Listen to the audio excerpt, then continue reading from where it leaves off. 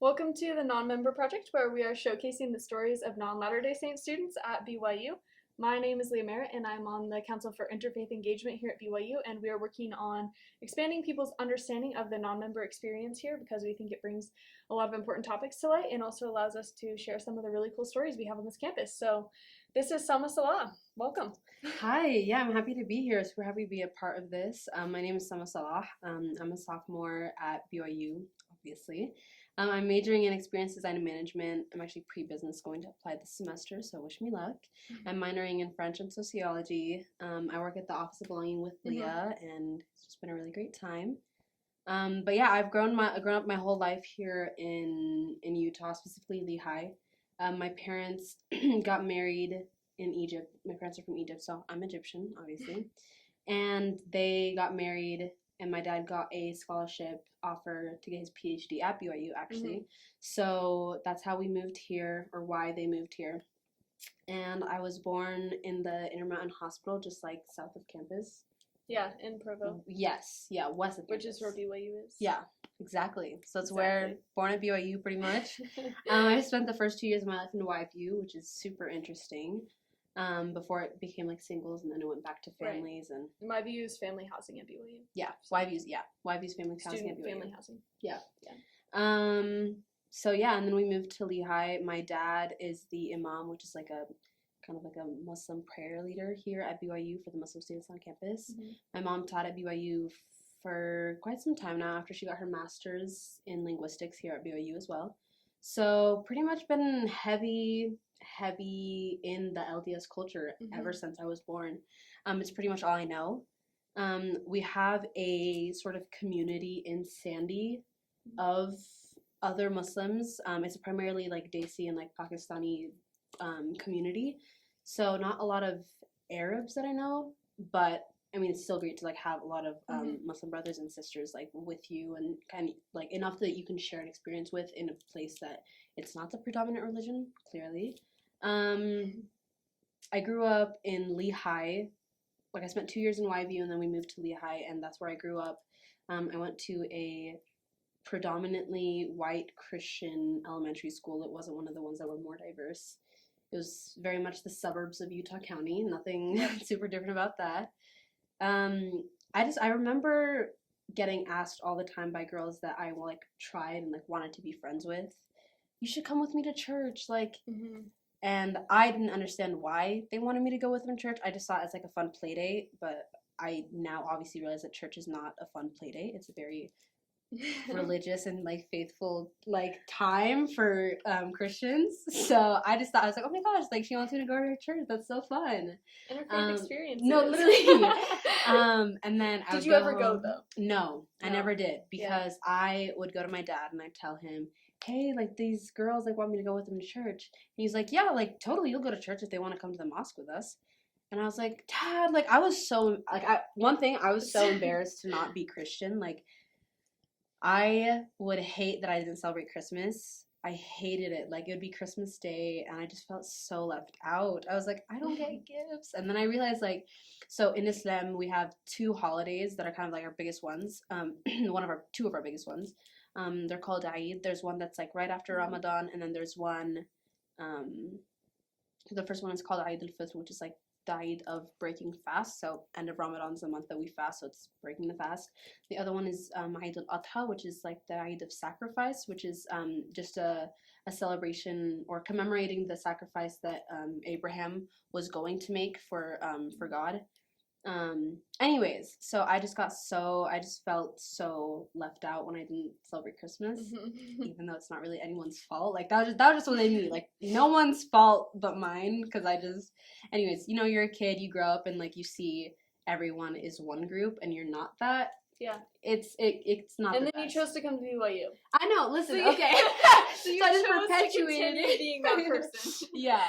So explain. So for non-members here, like one of the most common questions people ask us almost every single day. Why are you here? Why are you here? No, literally. And it's not even like in a mean way. Not it's just like genuinely like, why did you want to come here? Why are you here? So why are you here? Why am I here? Why are you here? So it's a very interesting story. So when I was applying to colleges, I applied to NYU, University of Washington, University of Utah, and BYU. because my parents were not going to. Side note, my parents love BYU. My parents love BYU because, you know, to them, it's more of like it's a place where they like were able to get their like real like roots in here in Utah after coming from a place that's clearly very different than Utah. Egypt is very different than Utah. I don't think I need to explain that much further.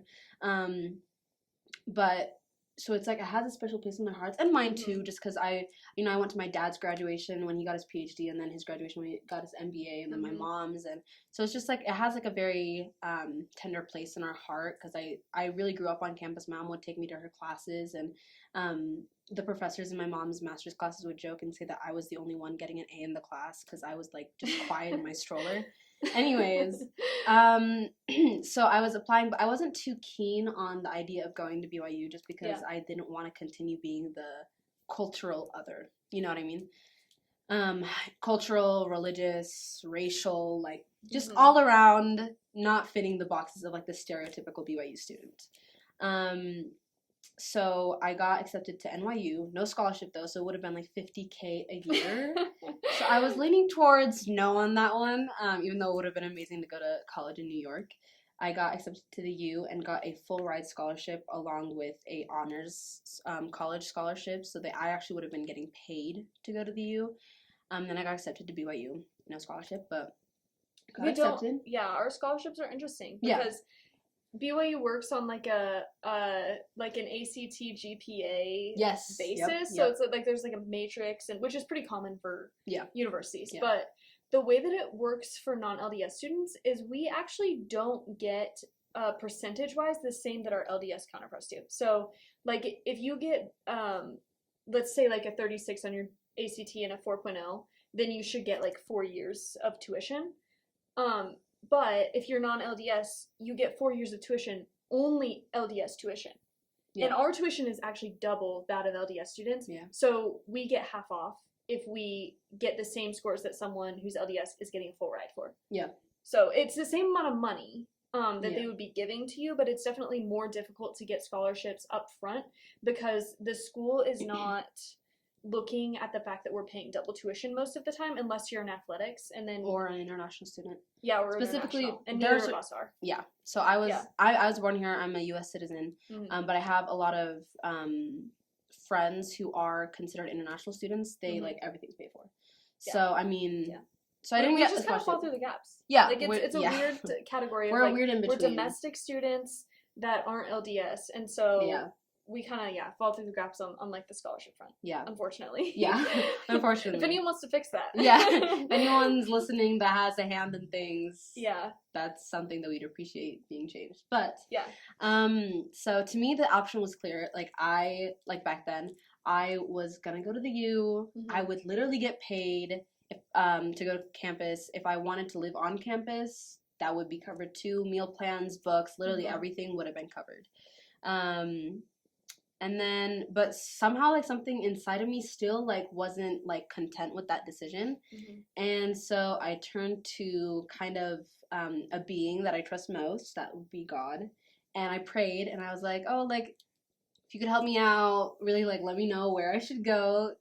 I trust you the most. Your judgment is all-knowing. So, I mean, nothing really can argue with, like, what sign you give me. So I prayed, and then the next night, actually, I had a dream that I was visiting my friend at Heritage Halls.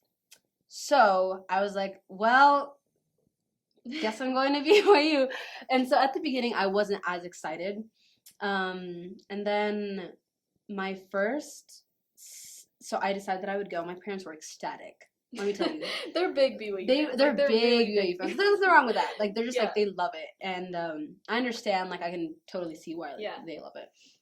But it's actually funny, like my sister, so around this time, actually literally a year ago today, my sister got accepted, and my mom called me. I was like in the library setting, my mom called me and she's like crying, and I'm like, Mom, what's wrong?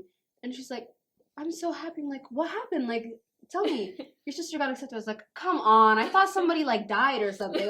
That's great, Mom. And then I hung up.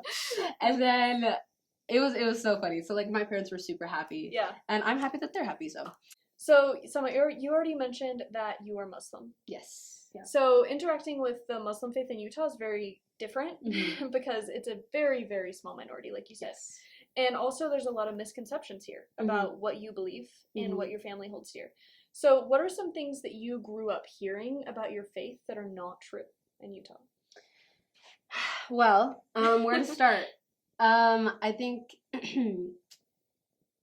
it was always, so in high school we would talk. I had this class called Socratic, and there were like, it was just like history mixed with philosophy mixed with English. It was just like, it was one of my favorite classes in high school, actually. Yeah. And sophomore year, it was like near the end of the year, they just kind of crammed this subject into like the last 2 weeks of like the classes that we had. And it was a topic called terrorism. Naturally, so it was me and my other Muslim friend it was me, him, my sister, and his sister. We were the only Muslims in school, which is actually a pretty high number for the small school that we had. So I was grateful for it. Great. Yeah. And so it was me and him in this class. Yeah. And in my experience, people have a hard time being blatantly Islamophobic if they know that there are people who are Muslim in their class. Yeah. So yeah, if you have like a personal relationship with people of a different faith, it actually like statistically drastically decreases your negative feelings towards that faith. Yes. Even one single person. Yeah. Yeah. So it is really good if you have any like difficult questions about a different faith. One of the best things you can do for yourself, and one of the best things that you can encourage others to do, is just to meet someone of that faith and genuinely be friends with 100%. them. Because it will fully change your view of like their religion. And even if you still disagree with the tenets or the theology, it's hard to really like just dislike the people. 100%. So, yeah. So but somehow she still managed to get it in there. Okay. You know what I mean? Yeah. So it was so interesting because a lot of the curriculum that is taught about terrorism is 99.99% of the time centered around the Middle East. 100% of the time. Yeah, for sure. I'm not even gonna say 99. It's like 100% of the time. It only ever talks about 9/11, terrorist groups such as Al Qaeda, ISIS, things like that. And I am 100% not denying that these are terrorist groups. They are terrorist groups. But one thing that I would like to add, and something that I tell all of my non-Muslim friends, and one thing my dad tells all of our non-Muslim friends, we don't claim them. ISIS and Al Qaeda, they cherry pick verses from the Quran. Like the phrase will say, "Go to war, but don't harm innocent men, women, children, elderly, animals, or plants." Like in a war, like if you were to like cut a tree off by accident, like that would be considered a sin for us. Like that's like how like peace motivating my religion is. So they take the first few words like "go to war." And they're like, okay. Like, no, that's no. And then they're like completely forgetting the fact where it's like, don't harm men that aren't technically in the battle. Women, children, elderly, animals, they just ignore that whole part, which is gross. So, in case you didn't already know, Muslims, everyday Muslims, okay, we don't consider them Muslims. We don't claim them because they go against the basis of our religion and the core of it, and that core is peace. Like we say a phrase when we greet people, we say "Assalamu alaikum," which means peace be upon you. It's okay. It literally says peace be upon you. Like I have such a hard time fathoming how someone could like attach a religion that says that to violence and terrorism. When terrorism exists in a mass, like it exists everywhere. It exists everywhere. Bad like you can do bad things no matter what. No matter what system they're part color, of, race, whatever, religion, doesn't matter. Yeah. So that's just something that I've kind of had to rebuttal. And then in that class, it was only talking about like 9/11 and all the ramifications of it in the United States. It never talked about how Islamophobia was hurtful to Muslims in the United States. They're just talking about how Muslims have been hurtful to the United States. Yeah. And that was it was really difficult because you know when you can feel like eyes boring into the back of your head? That's what it was every single class period. Yeah. And this one time, it was when the Notre Dame caught fire. Yeah. Cathedral caught fire. This one kid came up to me and he goes, "Sama, do you know if any terrorist groups have taken claim to this happening?" I literally told him, I said, gosh. why would I know? He's like, oh, I don't know. Why would I know? No, please, like, enlighten me. Why would I know? And he's like, oh, I don't know. You just seem to keep up with the news. I'm like, haven't heard anything about that yet. Awesome. Probably know just as much as you do. Like, yeah, right. Like, Did you look it up? Did you look it up? Like, you could have looked it up yourself. Right. And I think this is, like, it's a really good point, because I think so often at BYU, and you can tell me if your experience has been different, but I have felt that a lot of the time, if you discuss something where your religion is being misrepresented, people are like, so? But at the same time, we go to a school where most, the Latter-day Saint population in the United States at large is not actually that big of a percentage. So most of our students come here and have actually experienced religious persecution in their communities. And then to hear, it's almost harder to hear people that have experienced that persecution then becoming part of this majority at BYU and saying, it's okay if I say things about your religion, though. Yeah. Right? So, and that's been really hard for me, because, I'm a Christian, Sama's a Muslim. We have definite theological disagreements, right? Like, there are things we definitely disagree on, and I would say, I don't agree about this in Islam, and you would say, I don't agree about that in Christianity. But I would never assume something about your faith, and I also wouldn't assume anything about you as an individual because certainly of your not religion. And certainly not from things that I've heard in the media. No, definitely not. Like, never, like we're so far separated from that. Oh, 100%. And I think that with the depiction, like, the way that, like, Western media, specifically, I would say, no, I'm just going to say Western media. I'm not going to say United States, because Europe also exists and is Islamophobic. But Western media, the way that they portray my religion has become very, very disappointing, because it not only, like, I'm fine. I can hold my own. I don't care, like, like, my freshman year, somebody asked me if I was related to Osama bin Laden. I just thought he was the dumbest person I've ever spoken to. I'm like, are you dense? Right. Are you dumb? Like, you just have to laugh and move on. I'm like, there's nothing else you can do. Everyone in the class was like, what did he, and I was just laughing. I was like, excuse me? And he was like, get it, like, Osama. I'm like, no. It was so funny. I was like, I understand if, like, I could understand that you'd ask that question if my last name was literally Bin Laden. Right. But it's not. It was so funny. Anyways, I can hold my own, but my worries is, like, young Muslim children that weren't ever, with immigrant parents who don't know really, like, the real, like, ramifications of Islamophobia in the United States. They don't know how to deal with it. Not to mention refugees coming in from We have a lot Muslim of refugees right now from Muslim we have plenty. And so all those refugees coming in, and not only do they have the weight of being, like, a refugee and like an immigrant in the United States, they also have the added weight of, the media that is shown here on TV, like, sees you as this. So that's, like, what worries me predominantly. And it's just, I mean, I guess, or, like, growing up, like, in high school with, like, friend groups, I can't really, I don't know if I can say that it's, like, attached to my religion, but it never happened to anyone else. And very similar things happened to my friend who was also Muslim in my same grade. It never happened to anyone else. So, you know how your mind kind of wanders, like, I wonder if, like, the reason is because I'm not like anyone else. Like, every single year of high school was kind of really, really trash in, like, the friend group area. Except for, like, my last semester senior year. That was okay, thankfully. It's just, it's super difficult when people don't have it in them to listen. You know what I mean?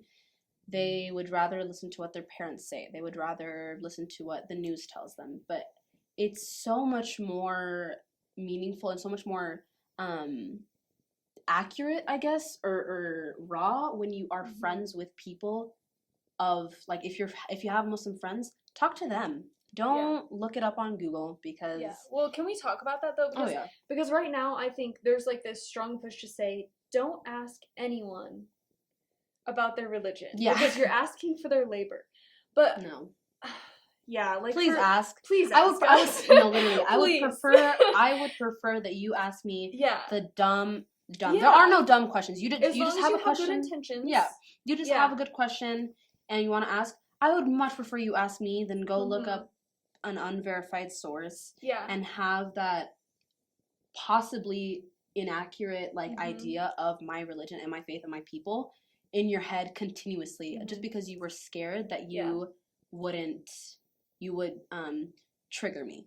You know what I mean? Right. Please come ask questions. I promise you I've heard it all. I promise you I've heard it all. My mom's heard it all. My dad's heard it all. Heard it all. Like my mom was at a gas station. My mom used to wear the hijab. But one time, like when she was wearing it, somebody came up to her gas station and said, "Why are you wearing that towel on your head?" And I wasn't with my mom. I think I was 12 at this time, but I was a very, very spunky 12-year-old. I was guaranteed, when my mom told me the story, I was guaranteed I could have just knocked the guy out in seconds. It wouldn't have worked like that. But he just kept like berating her with questions. Yeah. And he was like, are you going to bring ISIS here? Blah, blah, blah. And my mom was like, I'm just trying to fill my gas, man. I want to go home. Like, I just had a long day at work. And it's things like that. Or my dad, when he first came here, he started building the Utah Valley Islamic Center, which is a functioning mosque now. Yeah. And it was right next to this like playground. I don't think the playground's there anymore. But this man came up to him and said, "What are you doing here?" And he's like, "Oh, like my dad's a very kind man." He was like, "Yeah, we're building a mosque here." And he's like, "Oh, are you gonna throw bombs at our kids from the minaret?" And my dad was like, "No, we really just want a place to pray." And then like the man just like walked away. I never heard the end of the story, but yeah. So it's things like that. And like my dad was very like new here in America. It's literally right after 9/11, which is, I feel so bad for him. But I mean, he's fine now. Yeah. So it's things like that that make me worry. Like, I worry for them, like, for people that are new here, people that don't completely understand how deep Islamophobia is or has been since 2001, since 9/11. Right. And they're just, like, stunned by that. Okay, so one of the difficulties that you talked about in just living here as a Muslim, which is not necessarily related to Utah, but is part of your experience here in Utah, is when the so-called Muslim ban occurred. Do you want to talk a little bit about that? Yeah.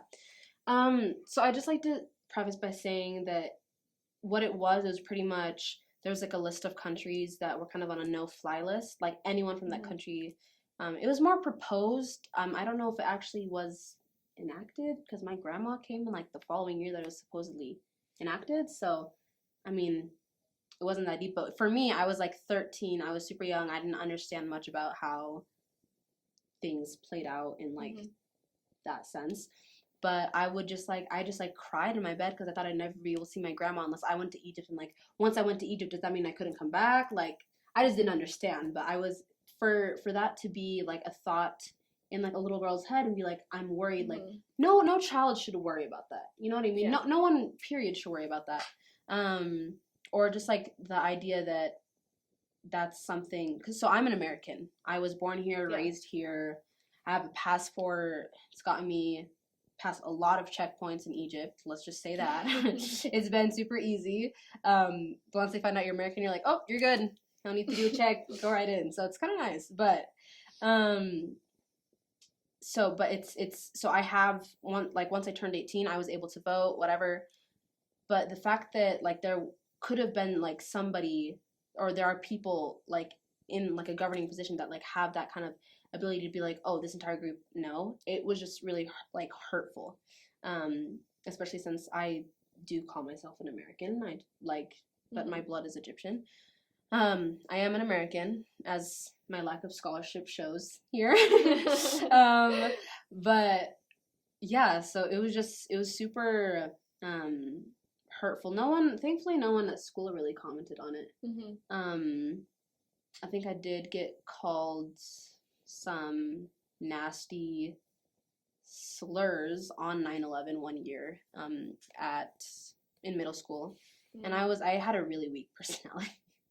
I was super easily hurt, just because I was just a kid, you know. But no kid should have to put up with But no kid should teach have your to. kids not to say things like Yeah, that. please do. Anyways, don't. Yeah. Anyways, I heard like a lot of words that I didn't even know existed. I was like, they're calling us that? Wow. I was like, dang, that's really unfortunate.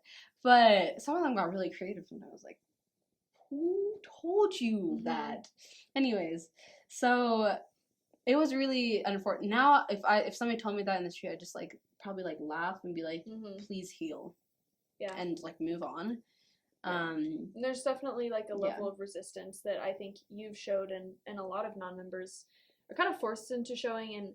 And we do talk a lot about our difficult experiences, and there are a lot of them. But I also think that it's important to remember, I think sometimes we come at this topic, and if you happen to be one of the people that's in the majority, if you're a Latter-day Saint that goes to BYU or is affiliated with BYU, we're very resilient. So you don't need to look at us like we're weak or like, oh, it's fragile. It's so sad that people are so mean to them. Like, we're okay. Yeah, like we chose to come here. We would transfer if it was that bad. If we weren't resilient, we would not be here. I can guarantee you that. People transfer if they, and some people really can't handle it for legitimate reasons. Yeah. But and that's respectable. Exactly. Both sides are respectable. Yeah, if you need to transfer, do what's right for you. Yeah. But yeah, I think that it's good to note, like, we are resilient and we can handle the level of things that are thrown at us. And I think Summa has really shown that in her time here so far and in living in Utah. So I just wanted to acknowledge that. Very kind. Yeah, but so to kind of close out, what is something that you wish that the general LDS population, particularly like the BYU population, knew about Muslims? We're not here to hurt you. We love hearing about your faith because hearing about your faith actually strengthens our faith. I'm never worried when a missionary comes up to talk to me because I'm pretty secure in my faith, and I've become that way because of being here. Honestly, being at BYU has strengthened my faith because it's just showed me that that resilience can kind of shine through in different ways. One of those ways being in religious ways. So I'm grateful for that experience. I think another thing about us is we're a lot more similar than you think. We believe that Jesus was a prophet. We don't believe that he was the Son of God, but we do believe that he's one of our most beloved prophets. We do believe that he's going to come on earth again. We love him. We love Jesus. Muslims love Jesus. Just know that. We love Jesus. And that we are really cool people. So I think you benefit greatly from just talking to any of us. And we're more than happy to answer your questions. As long as your intentions are good, like don't come up asking me why Muslim women wear that thing on their head. Let's not call it that. Let's keep it respectful. But other than that, we love when people ask us about religion. Also, you and I kind of talked about this before. When you ask us about our religion, listen. You know what I mean? Yeah. We've been asked many, like Leah knows, but I've been asked like, oh, what about this in your religion? I'll answer and be like, okay, that's cool. In my religion. Yeah. I've spent my entire life, and there's nothing wrong with this. Like, I think growing up in Utah has been a blessing in many ways, and it's had its kind of cons, not gonna lie, but I know, we know about your faith. We think your faith is beautiful. We live your faith. We live your faith. Yeah. I think your faith is beautiful. I truly believe that any faith is beautiful. Anyone. And I love, and I have love for anyone who is not only struggling with their faith, but is living their faith authentically, or is kind of in between, or isn't sure about their faith. I have love for everyone, period. But I have love for anyone that's kind of in any place with their faith, because faith is something that can kind of be difficult for some people. But it's just... Yeah, I think... Yeah, I don't know. I don't know how to word what I'm trying to say, but, like, I just... Sometimes one thing that I've been thinking about recently with this, because like Sam was saying, there's a lot of times where we get asked questions about our religion, and the response doesn't seem very genuine because it's automatically turning it towards the LDS church. It's more like they're waiting for us to finish talking so they can say something. They're not listening. They're more like waiting for us to stop talking. Right. So when you're asking kind of us a missionary questions, mindset. Yeah.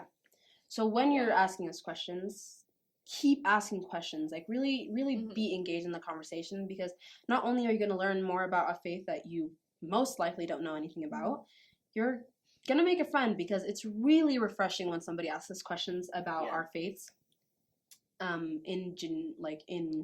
Genuinely wanting to listen.